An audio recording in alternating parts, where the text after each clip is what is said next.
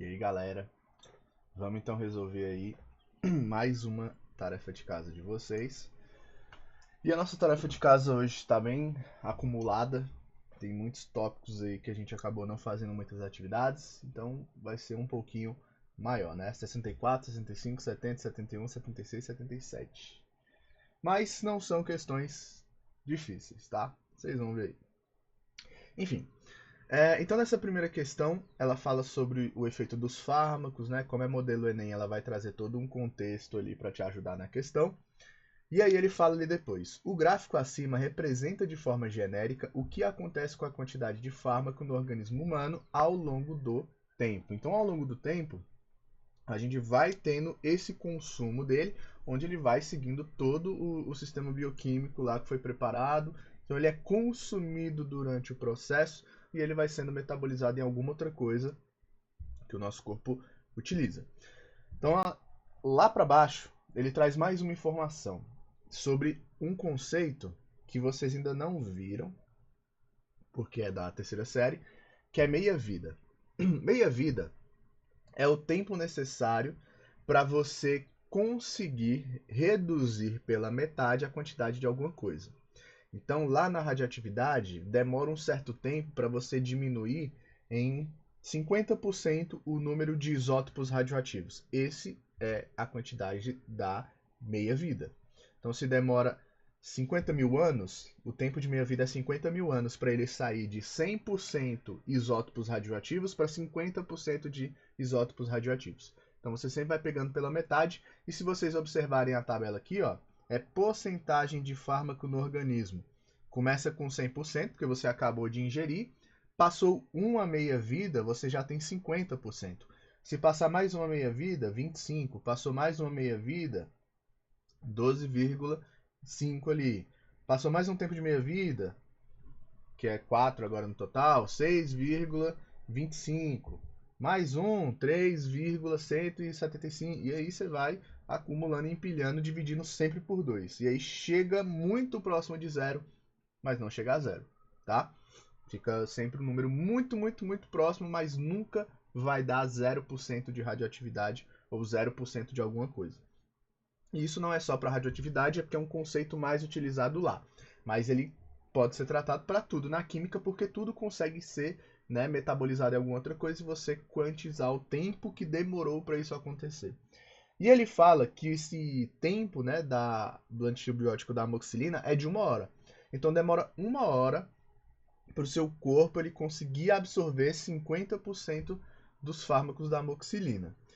E aí ele pergunta: assim, se uma dose desse antibiótico for injetada às 12 horas em um paciente, o percentual dessa dose que restará em seus organismos a 1 hora e 30 minutos será aproximadamente de.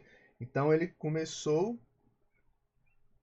a colocar o fármaco ali em si às 12 horas e foi até às 13 horas e 30 minutos. De 12 para 13 horas e 30 minutos, passou 1 hora e meia. Mas o tempo ali de meia-vida é de 1 hora. Então, de 12 para 13 horas, eu passei uma meia-vida. E de 13 horas em ponto para 13 horas e 30 minutos, eu passei a metade do tempo de uma meia-vida. Ou seja, uma meia-vida e meia. E se a gente colocar aqui no gráfico, a gente consegue localizar essa uma meia-vida e meia. Aqui embaixo, a gente sempre está pulando de um em um. 1, 2, 3, 4, 5, 6, 7 meias-vidas. E o tempo que passou foi uma meia-vida e meia. Então, uma meia-vida e meia. Exatamente o ponto ali entre 1 e 2. Então, vai ser aqui. E aí ele está perguntando para a gente a quantidade, o percentual dessa dose que ainda restou. Ou seja, quanto que ainda tem desse fármaco depois da gente ingerir. E aí vai dar exatamente ali no gráfico, neste ponto, bem aqui, que vai dar exatamente aonde? 35%. Como é que eu sei que é 35%? Porque esse ponto que a gente colocou aqui é entre 30 e 40, e é exatamente a metade, então é 35%, é a letra D. 2. A amônia é produzida industrialmente a partir do gás nitrogênio, N2, e do gás hidrogênio, H2, segundo a equação. N2 mais 3H2 forma 2NH3. Numa determinada experiência, a velocidade média de consumo de gás hidrogênio foi de 120 gramas por minuto. A velocidade de formação do gás amônia nessa experiência em mols por minuto será de... Então aqui ele quer saber em mols por minuto. E a nossa questão, ele já dá como que é a minha reação de formação da amônia. N2 mais H2 que vai formar NH3. Só que aqui não está balanceado. E ele já deu o balanceamento para a gente. 3 e aqui 2. E por que é importante o balanceamento? Lembra lá na primeira série que eu falei que vocês iam usar isso em tudo na química? Tá aí a prova disso. Então aqui vocês têm uma equação e o balanceamento ele te mostra a proporção, o quanto que você precisa colocar para você formar e ter uma reação ali de fato 100% eficiente, tá? Nas quantidades corretas. É tipo você tentar fazer uma receita aí de comida e você sem querer colocar a mais. Você vai ter gasto a mais, porque você pagou por aquilo, e você vai talvez produzir uma coisa que não vai ficar tão legal, porque você colocou alguma coisa a mais, ou deixou de colocar uma quantidade, colocou de menos. Então a reação química funciona da mesma maneira. Você tem a quantidade perfeita, hipotética, para a sua reação acontecer de maneira 100% eficiente. E que maneira 100% eficiente é essa? 1 mol de N2 reage com 3 mols de H2 e forma 2 mols de NH3. Ele quer saber a velocidade de formação da minha amônia por minuto. Mas a única coisa que ele disse ali pra gente foi o quê? Ele falou que o nosso gás hidrogênio tem uma velocidade de 120 gramas por minuto. Então a gente consegue assimilar. Se a gente tem 120 gramas por minuto de gás hidrogênio sendo consumido, quanto de gás amônia eu vou formar? E aí, ele dá aqui também pra gente a quantidade em massa molar de H2. A massa molar do H2 é 2 gramas por mol. Então, excluindo o N2 aqui, ele pouco me importa para a resolução dessa questão, porque nenhuma informação foi dada sobre ele. Então, a gente vai considerar que ele é um coadjuvante aí. Eu sei que 3 mols de H2 forma 2 mols de NH3. Se eu falasse que a velocidade de consumo do H2 é 3 mols por minuto, a gente ia formar 2 mols de NH3, porque aqui está dentro da minha proporção. 3 mol forma 2. Se eu consumo 3 mols por minuto, eu vou formar 2 mols de amônia por minuto também. Só que a nossa questão ela deu 120 gramas. Então, ao invés de eu falar mols de H2, eu tenho que falar a massa de 3 mols. Qual que é a massa de 3 mols? Se cada mol pesa 2 gramas e eu tenho 3, então é 3 vezes 2. Então, 6 gramas de H2 conseguem formar 2 mols de NH3. Ah, mas você não passou o NH3 ali para grama também. Não precisa. Sabe por quê? Porque a pergunta final é mols por minuto. Eu quero saber quantos mols eu vou formar por minuto. Então eu não preciso converter. Eu estou convertendo a massa aqui porque ele falou que a velocidade do H2 é 120 gramas por minuto. Então ele sim me deu uma informação em gramas. Então eu vou usar essa informação para converter. Então eu sei que 6 gramas de H2 vão formar 2 mols de NH3. Show! Mas eu quero saber quanto que eu formo de gás amônia quando a minha velocidade do gás hidrogênio consumido é 120 gramas por minuto.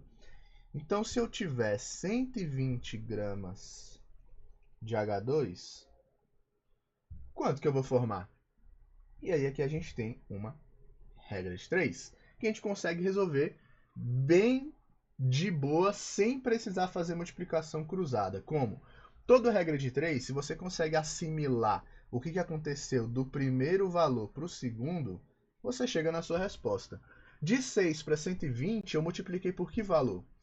Vamos lá. 6 vezes 2 dá quanto? 12. É 120? Não. Por quê? Está faltando um zero. Então, 6 vezes 20 dá 120. Então, se eu multiplicar aqui por 20, vai dar o meu valor de 120. Da mesma maneira, se ali eu multipliquei por 20, aqui eu também multiplico por 20. Então, vai ficar 2 vezes 20, x é igual a 40 mols. Cheguei no resultado, né? Sim. Mas está faltando o quê? 40 mols por minuto. Cadê? Como é que você vai calcular agora 40 mols por minuto? Você não precisa. Por quê? Se você utilizou 120 gramas de H2 e você consome 120 gramas por minuto, você acabou de formar aqui 40 mols por minuto também, que é proporcional. Se 120 gramas é por minuto, 40 mols também vai ser por minuto, porque eles têm uma relação estequiométrica. Letra C a resposta aqui. Próxima. Aqui tinha um texto muito grande explicando essa questão, mas basicamente aqui a gente tem um gráfico da quantidade de matéria em mols pelo tempo. E aqui é um gráfico de uma reação, mais especificamente a reação de decomposição da água oxigenada aqui, ó. H2O2 forma O2. Aí vocês vão olhar de primeira aqui que essa reação não está balanceada, né? Ali eu tenho 2 hidrogênios? Tenho, mas de um lado eu tenho 3 oxigênios e do outro lado eu tenho 2, certo? Para balancear isso daqui, existem duas maneiras. Existe a maneira de você balancear com números inteiros. Então, lembra lá da técnica que eu ensinei na primeira série. De um lado eu tenho um número par de oxigênios, 2, e de outro lado eu tenho um número ímpar. Quem é que está tornando essa quantidade ali de números de oxigênio um número ímpar? É esse cara aqui, ó. Eu 1 do H2O, um oxigênio do H2O, que está fazendo ser 3 oxigênios no total. Porque se só tivesse o O2 aqui, ia ser 2 e ia ser par dos dois lados. Então eu tenho que tornar esse 1 um número par. Como? Coloca aqui o menor número par possível, 2. Não deu certo? Vai com 4. Não deu certo? Vai com 6, 8 e assim por diante. Só que agora eu desbalanceei o meu gás hidrogênio, então eu vou colocar ali do outro lado também um 2. Só que quando eu faço isso, eu balanceei a equação inteira. Que agora eu tenho 4 hidrogênios na esquerda, 4 hidrogênios na direita. 4 oxigênios na esquerda também e 4 oxigênios no outro lado, na direita também. Ou seja, está balanceado. Existe outro jeito de a gente fazer isso? Existe, que é por fração. E eu vou fazer aqui só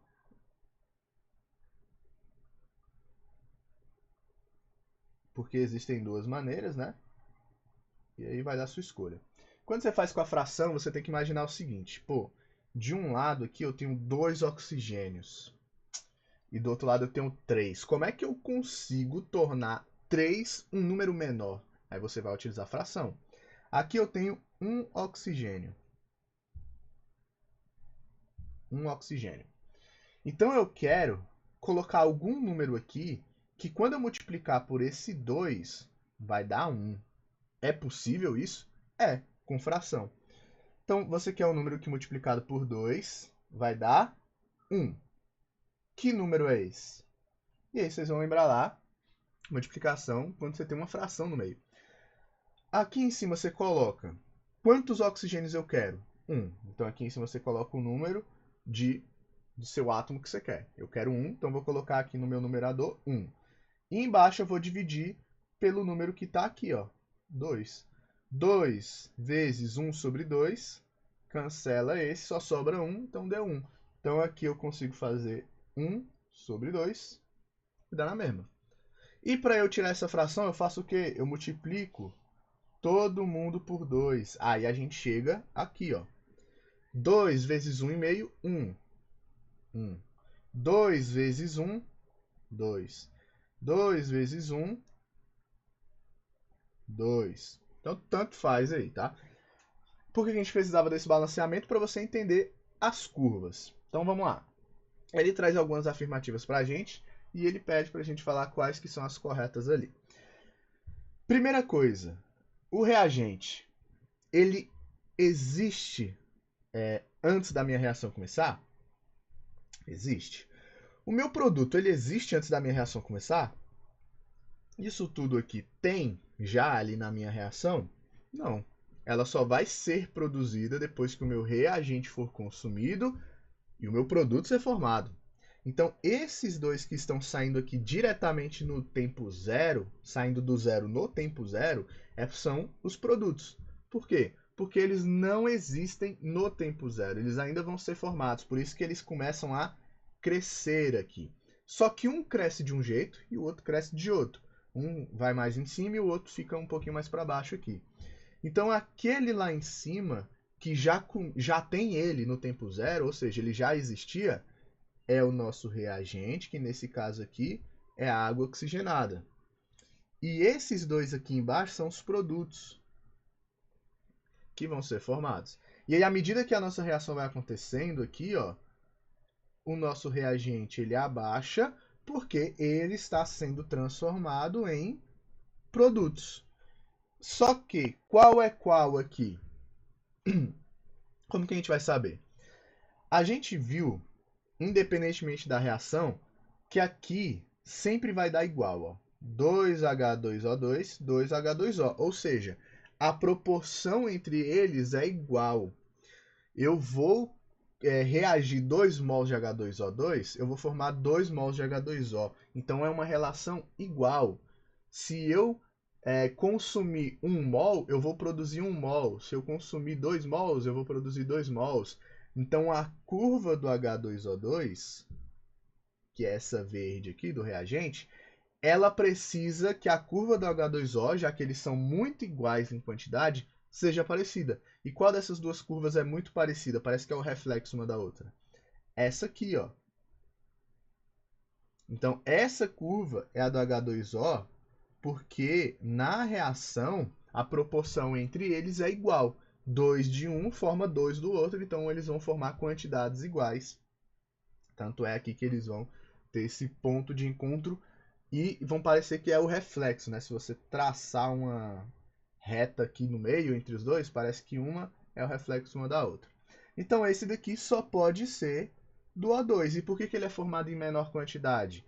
Porque 2H2O2 forma apenas um O2. Então a proporção de formação dele não é igual. Você consome 2 para formar 1, então você não produz tanto O2. Então ele fica aqui com essa curva menorzinha.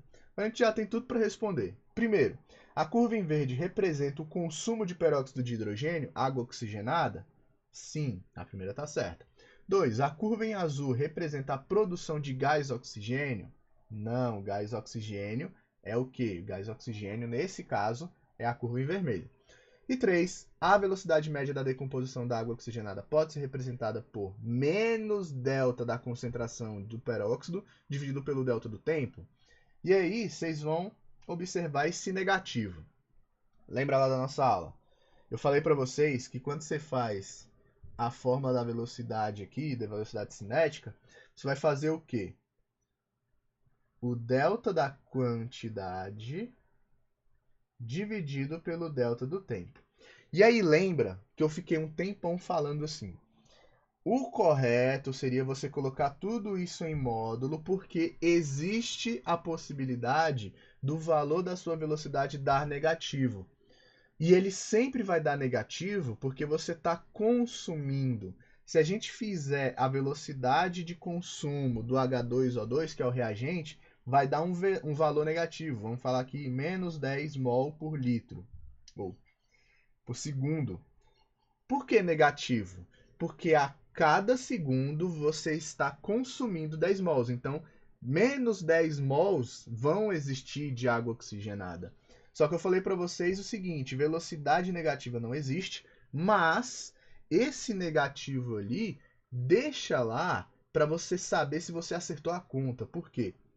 Se você está calculando a velocidade de consumo, então você está calculando a velocidade de um reagente. Se o seu valor não der negativo, você fez a conta errada. Porque ela precisa dar negativo quando você consome. E quando você produz, ela dá uma velocidade positiva. Então você usa a fórmula, né, a seu favor. Quando der negativo e eu estiver falando de reagente, velocidade de consumo, tá certo. Agora, se eu estiver falando de velocidade de produção de um produto, aí o valor tem que dar positivo. E aí você vai vendo, né, se você está acertando nesse caso. E por que eu estou falando isso? Porque a minha questão, ela colocou um sinal negativo ali. Por que ela colocou um sinal negativo? Porque ela está falando que a velocidade média da decomposição, ou seja, a velocidade em que o meu peróxido, a água oxigenada, é consumida, pode ser representada por aquilo. E ele está colocando negativo justamente para quando ele calcular isso, fez todo o cálculozinho lá, sobrou o sinal negativo aqui, menos com menos dá positivo. E aí você converte a velocidade para positiva, porque lembrando,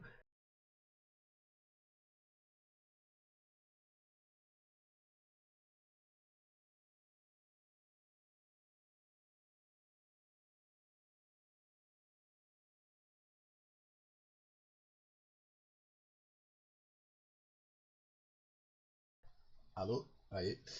Então voltando aí, não existe velocidade negativa. Então, nessa fórmula que ele apresentou ali pra gente, né, que pode ser representada, ele colocou o sinal negativo justamente para evitar isso. Porque quando você calcular, vai dar um sinal negativo. E aí você coloca um sinal negativo dentro da fórmula para quando você chegar no sinal negativo, menos com menos, mais você transforma a sua velocidade para um positivo. Então aqui também está correto, tá?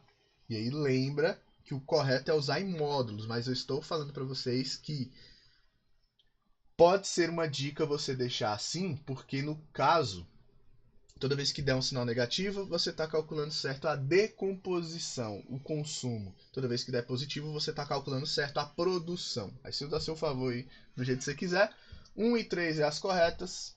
Letra B, resposta final. Próxima é sobre colisões, e essa daqui, muito fácil. A gente tem uma reação, cloro, e o nosso NaCl aqui, que vai formar apenas o óxido de nitrogênio e o Cl2. Para eu formar o meu Cl2, primeiro, o meu cloro que está isolado aqui, ele precisa entrar em contato com o cloro lá da minha outra substância. Como que isso acontece? Colisão efetiva. A minha colisão vai ser efetiva se eu colidir esses dois? Não. Se eu colidir com o nitrogênio? Não. Se eu colidir o cloro com o cloro? Sim. Porque na maneira que eles vão colidir aqui, eles começam a formar uma ligação e essa ligação entre o cloro e o nitrogênio começa a ser rompida. Formamos o complexo ativado e aí a gente vai ter a formação do nosso produto, Cl2 e NO. Todas as outras ali não fazem o menor sentido. Então é a letra C final aqui. 2. Dado o gráfico, assinale a alternativa falsa. Letra A. A reação é exotérmica? Como que a gente sabe disso só olhando o gráfico? Entalpia dos reagentes é 20, entalpia dos produtos é 10. Ou seja, reagente tinha uma energia lá em cima, produto tem uma energia menor. Então, significa que nesse processo da minha reação, o reagente que tinha uma energia maior precisou perder para formar o produto. Então, aqui a diferença que vai dar é justamente a minha variação da entalpia. Se do reagente era maior e do produto ficou menor, significa que eu precisei perder calor. Então ela é exotérmica. Outras maneiras de você provar isso daqui é como? Cálculo da variação de entalpia é entalpia dos produtos menos a entalpia dos reagentes. Quem é a entalpia dos produtos? Vai ser 10. Quem é a entalpia dos reagentes? 20. 10 menos 20, menos 10. Sinal negativo, reação exotérmica. Variação onde você teve perca de calor. Então a primeira está certa e a gente quer achar a falsa. A entalpia dos reagentes vale 20 quilocalorias por mol? Sim, tá bem aqui, ó. E lembrando, toda vez que você se deparar com esse gráfico, tá?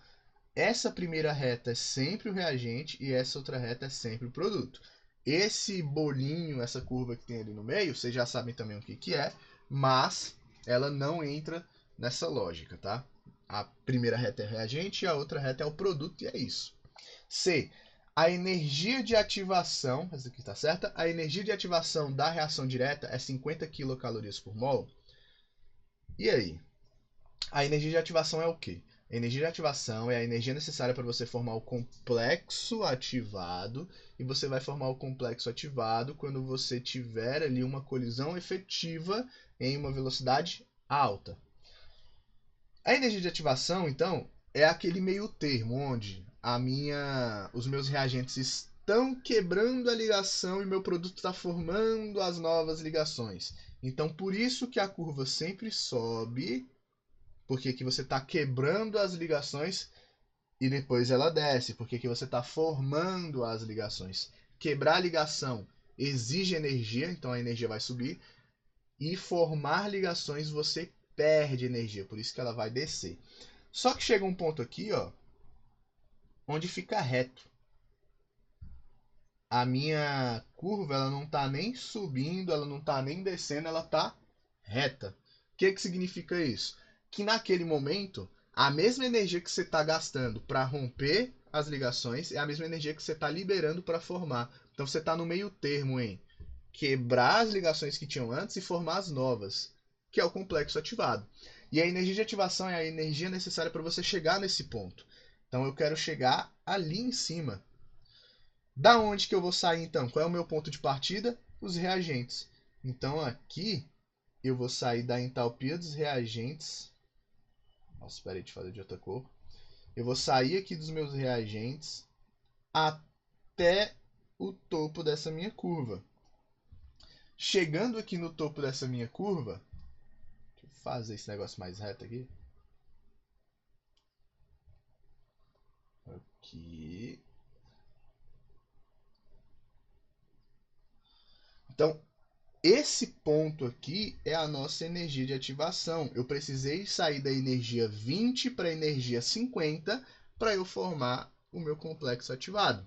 Formando esse meu complexo ativado, a gente tem finalmente a nossa reação rolando para valer, né, de verdade ali. Então a energia de ativação é justamente esse intervalo de 20 até 50. Quanto de energia foi necessário para você chegar em 50? 30. Então a energia de ativação não é 50 quilocalorias por mol, é 30.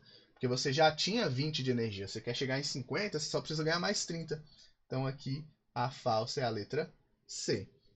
D. Os produtos apresentam conteúdo energético menor do que os reagentes, ou seja, o produto tem menos energia que o reagente? Sim, olha aqui embaixo. Ó. Essa daqui também está certa. E letra E, a variação da entalpia é menos 10, que a gente já calculou aqui. Então a letra certa é a letra C.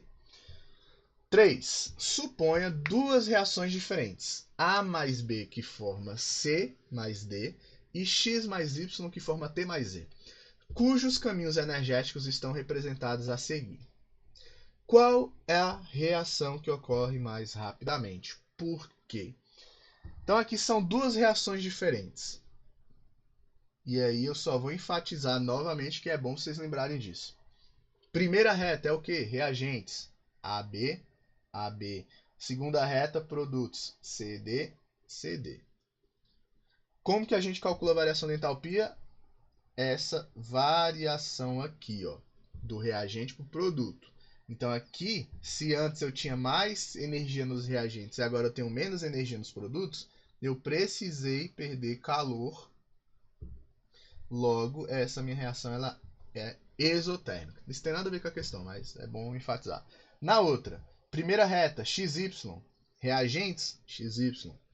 Segunda reta, TZ, que é os produtos. Bateu lá também, TZ. Só que nesse caso a entalpia aqui, ela não vai ser exotérmica, ela vai ser endotérmica, porque os meus reagentes eles tinham energia e o meu produto tem mais energia do que o reagente. Então nesse processo ela precisa ganhar calor. Se ela precisa ganhar calor, ela vai ser endotérmica. Tá. Agora, na parte aqui da nossa questão, né? Ele pergunta qual das duas vai acontecer mais rapidamente. E aí, lembra. Quanto maior a energia de ativação, mais lenta é a reação química. quanto menor a energia de ativação, mais rápida ela acontece. Por quê? Porque lembra lá que para você formar o complexo ativado, você precisa atingir a energia de ativação e para isso você tem que ter uma colisão efetiva. Então é um processo meio complexo de rolar. E quanto menor a energia necessária para você formar o complexo ativado, mais rápido vai acontecer a reação. Por quê? Lembra que a parte subindo é a energia para quebrar e a parte descendo é a energia para formar as ligações. Então, se eu não preciso de tanta energia assim para quebrar as ligações, eu não vou ter muito tempo ali de reação, porque eu não preciso de tanta energia.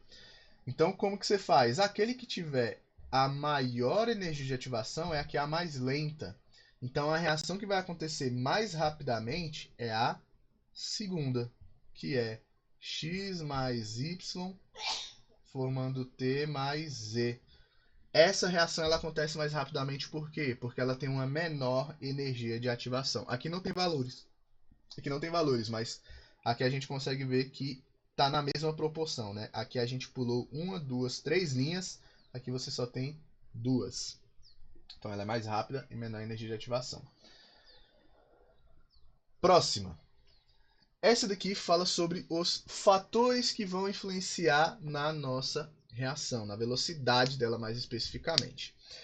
E aí, ele dá um contexto lá, né, falando sobre a reação e tal, que você pega o ferro, reage ele com o volume ali de H2SO4, e aí você vai ter a reação acontecendo para formar hidrogênio. Você desprende o gás hidrogênio nessa reação. E aí existem algumas maneiras de você influenciar na velocidade dela, que é o que a gente vai observar. E ele pede para a gente assimilar, né, qual curva está respectiva ali. E aí se a gente vê, primeiramente, aqui a gente está usando a mesma quantidade de H2SO4.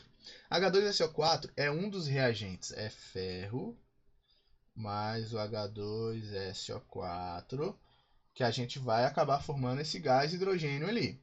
Então, esse cara, o H2SO4, ele é necessário para a sua reação acontecer, ele é um reagente. Aqui eu estou usando 50 H2SO4 e nas outras eu estou usando 80. Então aqui, com certeza, essas não vão produzir tanto H2. Por quê? Porque eu estou usando menos reagente. Quanto mais reagente eu formar, mais produto eu vou formar. E aqui, ó, ele coloca o volume de hidrogênio formado. Então, se eu não uso tanto reagente, eu não vou ter tanto volume de hidrogênio sendo formado. E aqui não é nem questão de velocidade da reação. É muito mais uma relação de, se eu coloquei pouco reagente, eu vou formar pouco produto também. Então, se aqui eu coloquei 50, com certeza essas duas curvas aqui são A e B. Agora a gente tem que descobrir qual é qual. E essas outras duas é C e D. Por quê? Porque na outra eu estou usando 80 H2SO4. Eu estou colocando mais reagente para reagir, então automaticamente eu vou formar mais produto. Se eu coloquei mais coisa para reagir, eu vou formar mais coisa no final também. Agora a gente vai analisar qual das duas aqui é cada um. Qual curva é cada um. Se a gente analisar a temperatura na A e na B, é igual. Temperatura influencia na velocidade? Influencia. Se a gente pegar esse tempo aqui, ó, a quantidade de volume na curva 2 foi essa e na 1 foi essa. Então a velocidade na curva 1 está muito mais rápida. No mesmo tempo, eu tenho mais volume de hidrogênio na reação 1 do que na 2. Então a 1 é muito rápida. Só que a minha temperatura aqui está igual. Então não foi isso que fez a minha reação ser mais rápida. O que fez então a minha reação ser mais rápida? Na verdade era nessas duas aqui de baixo, né? Mas enfim. Segue a mesma lógica, só que para as duas curvas de baixo ali. Então a minha temperatura é igual, a única coisa que está mudando é o material. O meu material é igual? Não. Uma eu estou usando pregos e outra eu estou usando limalha. Prego, a gente tem como superfície de contato só a parte dele aqui, ó, que ele forma. E na limalha, não sei se vocês sabem exatamente o que é limalha, né? Maria Eduarda aí da segunda A sabe o que é, porque ela fez o experimento. A limalha é o pó de ferro. que você pode obter aí de algumas maneiras, mas basicamente você pode falar que é ferro meio que triturado ali. Ele está em pozinho, basicamente, né? Então aqui você tem uma superfície de contato muito, muito, muito, muito, muito maior do que num prego. Um prego, a única superfície de contato que ele tem são as partes aqui externas a ele, as partes ao redor e tal. Na limalha não, na limalha você tem aquilo dali, essas partículas tão divididas que a superfície de contato está aumentando. Então na limalha, por ter uma superfície de contato maior, significa que a minha reação vai acontecer mais rápido. Então, a minha reação B, ela acontece mais rápido, e entre essas duas, a que acontece mais rápido é a curva 3. No mesmo espaço, no intervalo de tempo, a quantidade, o volume de hidrogênio formado na 3, na curva 3, é maior. Então, ela é mais rápida. Mais rápida porque ela está com material de limalha. E a letra A é a 4, porque ela fez com pregos. As duas de baixo têm o mesmo material, limalha, limalha. Então não é isso que vai determinar se a minha velocidade foi mais rápida ou mais devagar. É a temperatura. Quanto maior a minha temperatura, maior o grau de agitação, maior a possibilidade de colisões efetivas, mais rápida é a reação química. Então aquela que tiver a maior temperatura, nesse caso aqui é 60 graus, vai ser aquela que é mais rápida. Qual que é mais rápida? A 1. Então aqui é C e aqui é D, porque tem uma menor temperatura. Então a resposta é 1C, 2D, as duas últimas ali pode ser, 3B e 4A, que é letra E. Próxima. O gráfico abaixo representa as variações das massas de um pequeno pedaço de ferro e de uma esponja de ferro, palha de aço, usada em limpeza domésticas, expostas ao ar, mistura de nitrogênio N2 e oxigênio O2 e outros gases além de vapor d'água. Considere as afirmações. As massas da esponja e do pedaço de ferro aumentam com o tempo, violando a lei da conservação de massa? Não. Vamos lá. Primeira coisa. Na primeira série, vocês aprenderam sobre a hierarquia de algumas coisas. Lá na primeira parte, que você tinha lei, teoria e modelo. O que é uma lei? Lei é algo previsto. É algo que vai acontecer. Por exemplo, se eu jogar um lápis para cima, ele vai cair. Se eu jogar uma bola para cima, ela vai cair. Se eu pular, eu vou cair, eu vou voltar para a Terra. Eu vou ser puxado pela gravidade. Por quê? Porque existe algo que sempre vai acontecer. E esse algo consegue ser colocado ali dentro de uma área, um campo, que é a lei da gravidade. Isso acontece por quê? Por causa da gravidade. Isso não vai acontecer em outro lugar da Terra? Vai. Toda a Terra está dentro da lei da gravidade. Então tem como você fugir, tem como você violar a lei da gravidade? Não. A não ser que você vá para o espaço, mas ainda assim você tem a gravidade agindo lá. E aí você coloca aquilo ainda dentro da lei da gravidade. Porque ela prevê enfim, ela prevê algumas coisas ali. A teoria explica a lei da gravidade.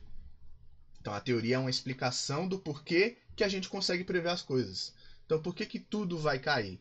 Por que tudo vai ser puxado ali para o centro da Terra? É por conta da massa muito grande do planeta. E aí ele faz ali uma força gravitacional que vai para o centro, que vai para o núcleo. E aí a força da gravidade é calculada pela massa vezes a aceleração e tal, tal.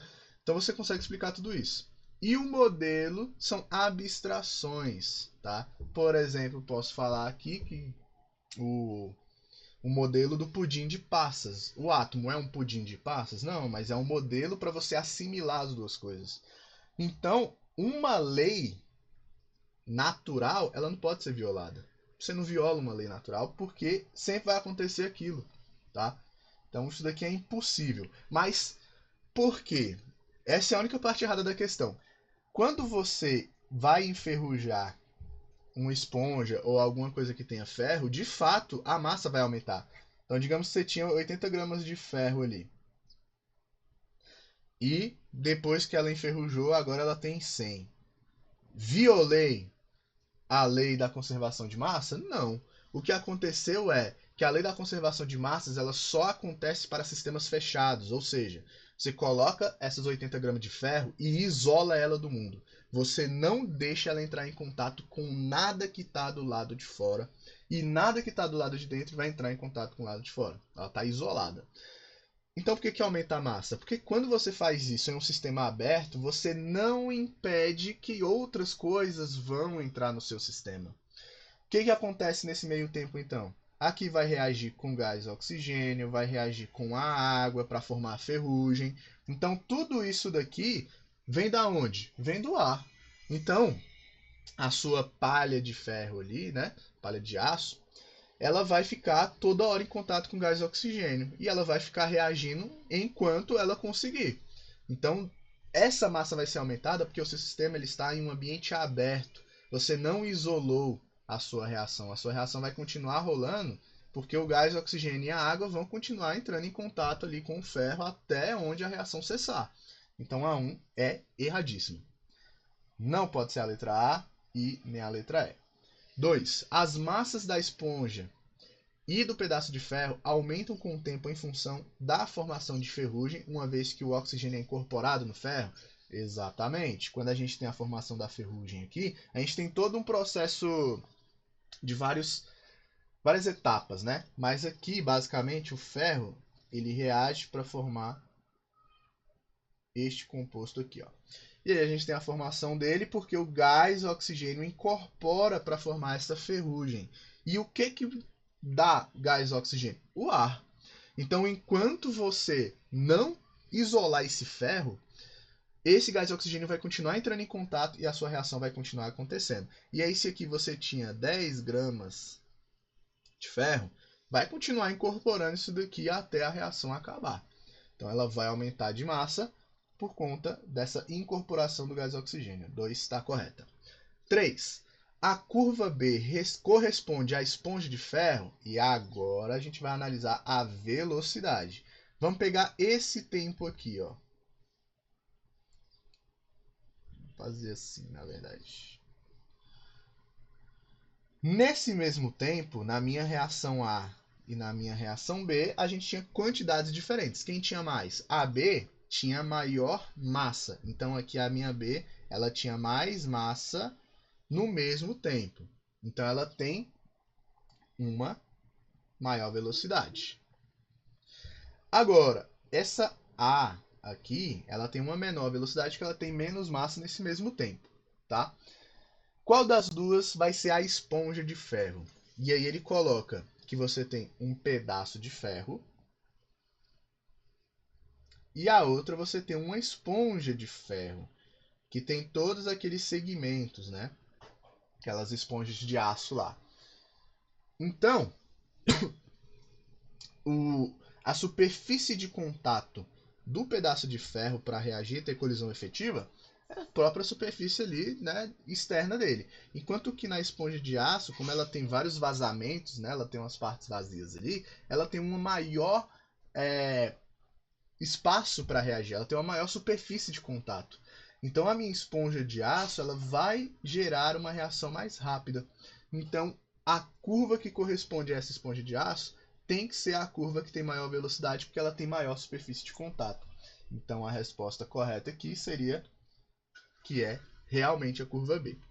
A curva A é apenas o pedaço de ferro. Então corretas é 2 e 3. Letra D, 2 e 3. Para a gente terminar aqui, última questão, que vai falar um pouco sobre o processo, né, da ferrugem e tal, que inclusive está ali a reação mais correta para colocar. Ferramentas de aço podem sofrer corrosão e enferrujar. As etapas químicas correspondem a esses processos, podem ser representadas pelas equações. E ele dá 3 etapas ali para a gente ter a ferrugem. Primeiro, o ferro reage com a água, que reage com o gás oxigênio para formar o hidróxido de ferro. Esse hidróxido de ferro depois reage de novo com a água, de novo com o gás oxigênio, forma o trióxido de ferro, ou trióxido, ó, o nosso hidróxido de ferro 3. Depois esse hidróxido de ferro 3 reage de novo com a água para formar um complexo ali com a nossa água, né? Um hidróxido hidratado. Tem moléculas de água no meio da estrutura do hidróxido, basicamente. E aí ele pergunta ali, uma forma de tornar mais lento esse processo de corrosão e formação de ferrugem é engraxar as ferramentas. Isso se justifica porque a graxa, vamos analisar, lubrificação evitando contato entre as ferramentas? Não, porque a ferrugem aqui, pela equação que é dada, ela depende de quê? Da água e do gás oxigênio. Locais que estão mais perto de curso d'água, praia, rios, enfim, eles têm uma maior quantidade de ferrugem nas coisas, porque lá você tem a maior quantidade de água, né? Porque está perto de algo que possui muita água, né? Os oceanos e tal. E o gás oxigênio vai estar disponível independentemente de onde você estiver. Então a ferrugem vai acontecer onde você estiver. Mas quando você está nesses locais próximos a cursos d'água, tem uma maior tendência porque tem maior quantidade de água na atmosfera ali. Então, lubrificação não tem nada a ver com água e gás oxigênio. Não é isso que vai evitar a ferrugem. B.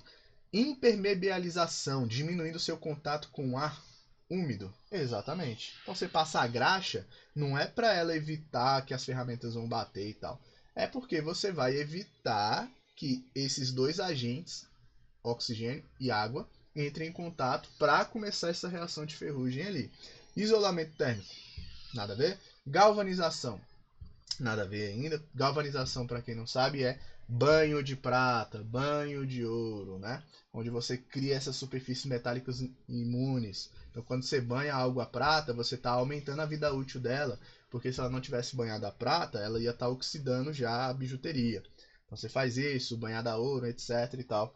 Só que esse processo ele não tem a ver com graxa e, principalmente, ele tem um processo eletroquímico muito específico, então não entra aqui na lógica.